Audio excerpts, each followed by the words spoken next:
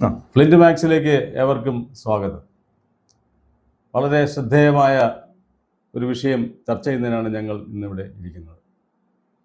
പുതിയ മുഖ്യമന്ത്രിയായി വന്നിരിക്കുന്ന ശ്രീ വി.ഡി. സതീശൻ അധികാരമില്ലാത്ത മുഖ്യമന്ത്രി എന്നും ബലഹീനനായ മുഖ്യമന്ത്രി എന്നും ആഭ്യന്തരമില്ലാത്തതുകൊണ്ട് അദ്ദേഹത്തിന് വലിയ കാര്യമായ റോളുകളൊന്നും ഇല്ല എന്നും ഒക്കെയുള്ള ആക്ഷേപം ഇപ്പോൾ ഉയർന്നു വന്നുകൊണ്ടിരിക്കുക പല കോണുകളിൽ നിന്നും. അത് ശരിയാണോ എന്ന് പരിശോധിക്കുക എന്നുള്ളതാണ് ഞങ്ങളുടെ ഇന്നത്തെ ഉദ്ദേശം. ശരിയല്ലെന്നുള്ള ഒരു വിലയിരുത്തലാണ് പൊതുവെ അതിനെക്കുറിച്ച് പഠിച്ചാൽ മനസ്സിലാകുന്നത്. പഠിച്ച് കാര്യങ്ങൾ വിശദീകരിക്കുന്ന രാഷ്ട്രീയ നിരീക്ഷകനായ ശ്രീ എ ബാക്കി ഇതിനോടൊപ്പമുണ്ട്. ഈ കാര്യത്തിൽ 4 സുപ്രധാനമായ വകുപ്പ്, അദ്ദേഹം പറയുന്നത് പ്രധാനപ്പെട്ട 4 വകുപ്പുകളുടെ അധിപനാണ്, പിന്നെ എല്ലാ മന്ത്രിമാരുടെയും അധിപനാണ്. ആ നിലയ്ക്ക് ഏറ്റവും സുപ്രധാനമായ ഒരു പ്രധാനമന്ത്രി, സമീപകാലത്തൊന്നും കണ്ടിട്ടില്ലാത്ത രീതിയിൽ വളരെ ശക്തനായ ഒരു മുഖ്യമന്ത്രിയായി മാറാൻ വി.ഡി. സതീശന് കഴിയും വിധമുള്ള ഒരു പോർട്ട്ഫോളിയോ അലൊക്കേഷനാണ് ഉണ്ടായിരിക്കുന്നത് എന്നാണ് അദ്ദേഹം പറയുന്നത്. എന്താണ് താങ്കൾ പറഞ്ഞത്? താങ്കളുടെ വിശദീകരണം എങ്ങനെയാണ്? അതെങ്ങനെയാണ് അത് പറയാൻ കാരണം? നമ്മളെ സംസ്ഥാന മുഖ്യമന്ത്രിയുടെ കീഴിൽ വരുന്നതാണ് എല്ലാ കാലത്തും പൊതുഭരണ വകുപ്പ്. കേരളത്തെ നമ്മുടെ സെക്രട്ടേറിയറ്റ് സംവിധാനം, അതായത് കേരളത്തിന്റെ ഭരണ സംവിധാനം എന്ന് പറയുന്നത് സെക്രട്ടേറിയറ്റ് കേന്ദ്രീകരിച്ചാണ്. സെക്രട്ടേറിയറ്റിൽ പ്രധാന 4 വകുപ്പുകളാണുള്ളത്. ഒന്ന് പൊതുഭരണ വകുപ്പ്, അത് എല്ലാ കാലത്തും മുഖ്യമന്ത്രിമാർ കൈകാര്യം ചെയ്യുന്നതാണ്. രണ്ടാമത്തത് നിയമവകുപ്പ്. ഈ നിയമവകുപ്പ് എന്ന് പറയുന്നത് പലപ്പോഴും മുഖ്യമന്ത്രിയുടെ കയ്യിൽ ഉണ്ടായിട്ടുണ്ട്, അല്ലെങ്കിൽ ഏതെങ്കിലും ഒരു മന്ത്രിയുടെ കയ്യിലും വരാറുണ്ട്. മൂന്നാമത്തത് ധനകാര്യ വകുപ്പ്. ഈ ധനകാര്യ വകുപ്പ് ഒരു കാലത്തും നമ്മുടെ കേരളത്തിൽ മുഖ്യമന്ത്രി കൈകാര്യം ചെയ്തിട്ടില്ല.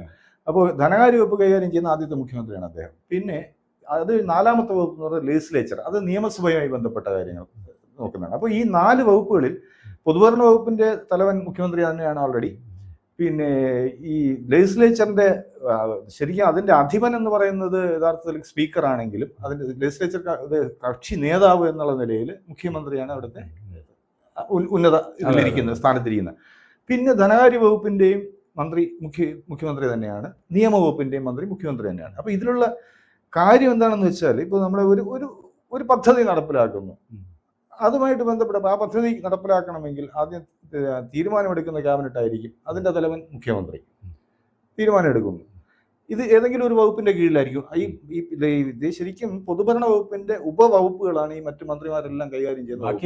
ഈ പറഞ്ഞ നിയമവും ധനകാര്യവും പ്രത്യേക സെക്രട്ടേറിയറ്റ് രണ്ട് സെക്രട്ടേറിയറ്റ് ആണ്. പ്രത്യേക റിക്രൂട്ട്മെന്റ് ആണ് നടക്കുന്നത്. എല്ലാം അവിടെ നിയമിക്കപ്പെടുന്നവർക്ക് ട്രാൻസ്ഫർ ഇല്ല, അവരവിടെ തന്നെ എക്സ്പെർട്ടൈസ് വരുന്നവർ.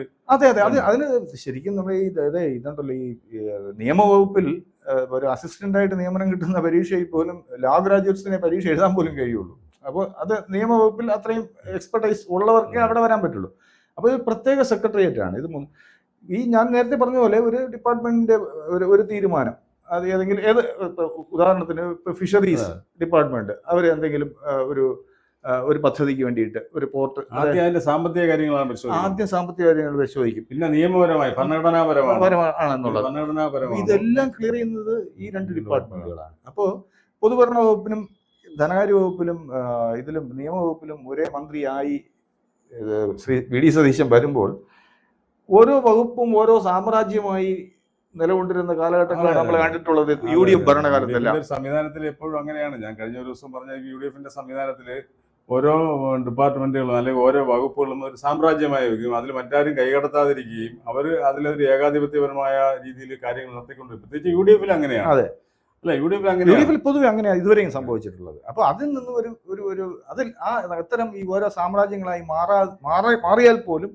മുഖ്യമന്ത്രിയുടെ അറിവോ സമ്മതമോ കൂടാതെ അങ്ങനെ ആകാൻ കഴിയാത്ത ഒരു അവസ്ഥയിൽ വന്നിട്ടുണ്ട്. കാര്യം ഈ ഒരു വകുപ്പിൽ നിന്ന് അവർ സ്വതന്ത്രമായ ഒരു തീരുമാനമെടുത്ത് അതിന്റെ ഒരു ഫയൽ എന്ന് പറയുന്നത് നേരെ നിയമവകുപ്പിലോ സാമ്പത്തിക വകുപ്പിലോ, അതായത് സാമ്പത്തികമായ ഇടപാടുകൾ ഉണ്ടാകുന്നത് അതൊരു ഈവൻ ഒരു നിയമനത്തിൽ പോലും. അതെ, സാമ്പത്തിക ബാധ്യത, നമ്മുടെ എക്സ്ചക്കർ, നമ്മുടെ ഖജനാവിൽ എത്രമാത്രം പണമുണ്ട്, എത്രമാത്രം നമുക്കിനി കടം വാങ്ങാൻ പറ്റും, എത്രമാത്രം സമാഹരിക്കാൻ പറ്റും എന്നുള്ളതിന്റെ എല്ലാ കണക്കുകളെല്ലാം തീർച്ചയായിട്ടും. ഇപ്പൊ ഒരു കൊച്ചു കാര്യം ഞാൻ പറഞ്ഞുതരാം. ഒരാൾ ഒരു ഡെപ്യൂട്ടേഷൻ, ഒരു ഡിപ്പാർട്ട്മെന്റിൽ നിന്ന് മാറി ഒരു ഡെപ്യൂട്ടേഷനിൽ ജോലി ചെയ്യാൻ വേണ്ടിയിട്ടുള്ള ഒരു ഫയല് പോലും അതിൽ ഡെപ്യൂട്ടേഷനിൽ പോകുന്ന ആളുടെ വേജസ് അതിന്റെ നിശ്ചയിക്കുന്ന കാര്യത്തിൽ ധനകാര്യ വകുപ്പിന്റെ കൺകറൻസ്.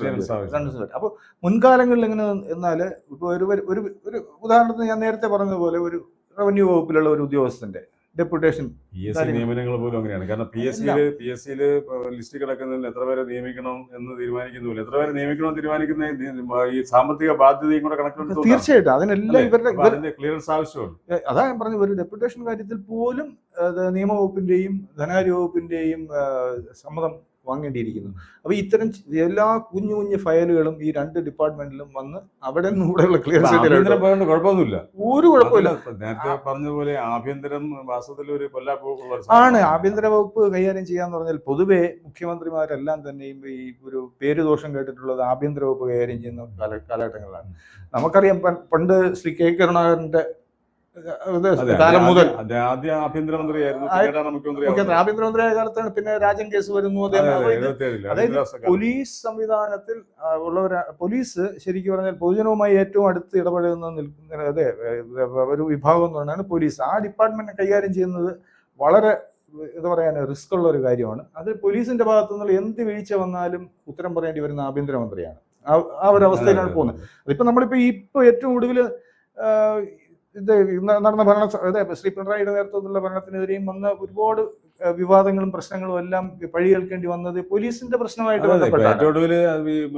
ആദ്യത്തെ മന്ത്രിസഭാ തീരുമാനത്തിന്റെ ആലപ്പുഴ നടന്ന എന്താണ് രക്ഷാപ്രവർത്തനം അന്വേഷണം SIT വെച്ച് അന്വേഷിക്കാൻ ആദ്യ തീരുമാനമാണ്. ആദ്യ മന്ത്രിസഭയിൽ തന്നെ തീരുമാനം വന്നു. അത് തന്നെയും ഒരു വീഴ്ചയാണ്.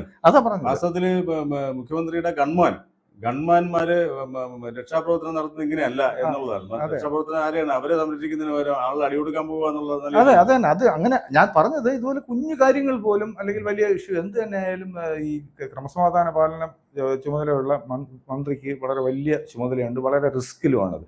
അപ്പൊ ആ ചുമതല യഥാർത്ഥത്തിൽ ഒരു മുഖ്യമന്ത്രി എന്നുള്ള നിലയിൽ നന്നായി എന്റെ വ്യക്തിപരമായ അഭിപ്രായം അത് കൈയൊഴിഞ്ഞത് നന്നായി എന്നാണ്.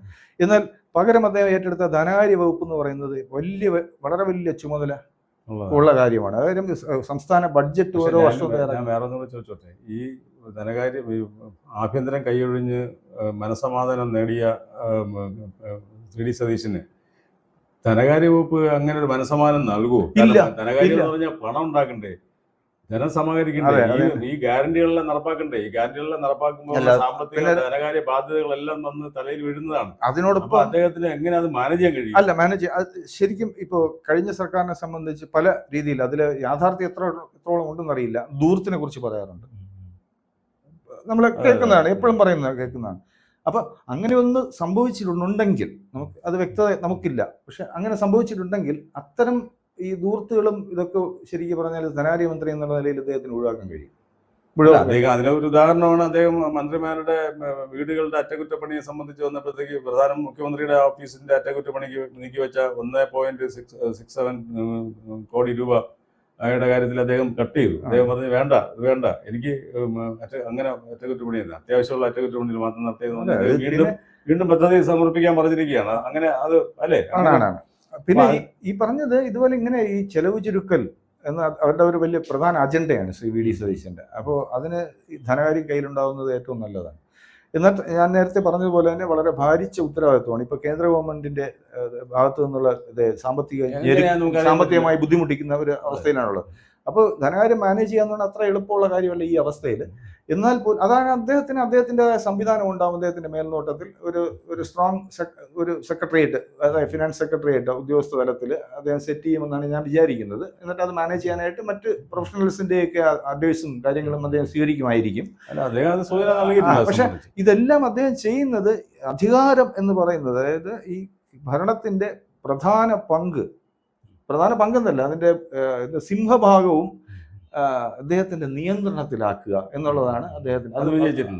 അത് കൃത്യമായി ആ പോർട്ട്ഫോളിയോ വന്നു ചേർന്നതോടെ തന്നെ അത് വിജയിച്ചു. ഇതിന് റിസ്ക് ഉണ്ടെന്ന് പറയുന്ന പോലെ തന്നെ അതിന്റെ മറുവശം ഞാൻ പറയാം. റിസ്ക് സ്വാഭാവികമായിട്ട് ഇത്തരം ഭരണത്തിൽ ഇത്തരം കാര്യങ്ങളിലൊക്കെ വകുപ്പുകൾ കൈകാര്യം ചെയ്യുമ്പോൾ റിസ്ക് ഉണ്ടാവുന്ന പതിവാണ്. കുറച്ച് കൂടുതൽ റിസ്ക് ഉണ്ടാവുന്നത് അദ്ദേഹത്തിനാണ്. അത് റിസ്ക് ഏറ്റെടുക്കാൻ അദ്ദേഹം തയ്യാറുമാണ്. അദ്ദേഹം ആ കാര്യത്തിൽ അതുകൊണ്ടാണല്ലോ അദ്ദേഹം എടുത്തിരിക്കുന്നത്. പക്ഷെ ഇതിനകത്ത് മറ്റൊരു വശമില്ലേ, ഒരു ഓട്ടോക്രസി എന്ന് പറയുന്ന സാധനം, അല്ലെങ്കിൽ ഇതിന്റെ എല്ലാം നിയന്ത്രണം ഉള്ളപ്പോൾ ഇതിനെല്ലാം താൻ തന്നെയാണ്, താൻ പോരിമ എന്ന് പറയുന്ന ഒരു ലൈൻ, അതായത് ഒരു പിണറായി സ്റ്റൈൽ വരാൻ സാധ്യതയുണ്ട്. അതുകൊണ്ട് പക്ഷെ നമുക്ക് അവിടെയും ശരിക്കും ഒരു വ്യക്തി എന്നുള്ള നിലയിൽ അദ്ദേഹം എന്താ പറയുക, ഇത്തരം എല്ലാ അധികാരവും കയ്യിലിരിക്കുമ്പോൾ ശരിക്കും ഞാനൊരു ഓട്ടോക്രാറ്റ് ആകണ്ട, അതെ, ആ ഒരു ലൈനിലേക്ക് പോകണ്ട എന്നൊരു വ്യക്തി എന്നുള്ള നിലയ്ക്ക് അദ്ദേഹത്തിന് തീരുമാനിക്കാം, അദ്ദേഹത്തിന് അങ്ങനെ തന്നെ പ്രവർത്തിക്കാം. പക്ഷെ അത് നമുക്ക് ഇനിയിപ്പോ ഉടനെ പറയാൻ കഴിയില്ല, കുറച്ചു കാലം ഈ ഭരണം മുമ്പോട്ട് പോകുമ്പോഴേ പറയാൻ പറ്റുള്ളൂ. പിന്നെ നേരത്തെ നമ്മൾ പറഞ്ഞതുപോലെ ഇപ്പൊ അസംബ്ലിയിൽ സഭാ നേതാവ് എന്നുള്ള അതുകൊണ്ട് ആ ലെജിസ്ലേച്ചർ സെക്രട്ടേറിയറ്റിന്റെ തലവനായി, പൊതുഭരണ വകുപ്പിന്റെ തലവനാണ്, ധനകാര്യ വകുപ്പിന്റെ തലവനാണ്, നിയമവകുപ്പിന്റെ തലവനാണ്. ഇത് ശരിക്കും പറഞ്ഞാൽ താങ്കൾ പറഞ്ഞതുപോലെ ഒരു ഓട്ടോക്രസിയുടെ ഇതിലേക്കുള്ള സാധ്യതകൾ ഒരുപാടുള്ള ഒരു അധികാര സ്ഥാനത്താണ് ഇപ്പൊ അദ്ദേഹം ഇരിക്കുന്നത്. വെറും മുഖ്യമന്ത്രി അല്ല, നേരത്തെ വരുന്ന പോലെ ഇപ്പൊ ധനകാര്യവും ലോയും കൈകാര്യം ചെയ്യുന്ന മുഖ്യമന്ത്രിയാണ് അദ്ദേഹം.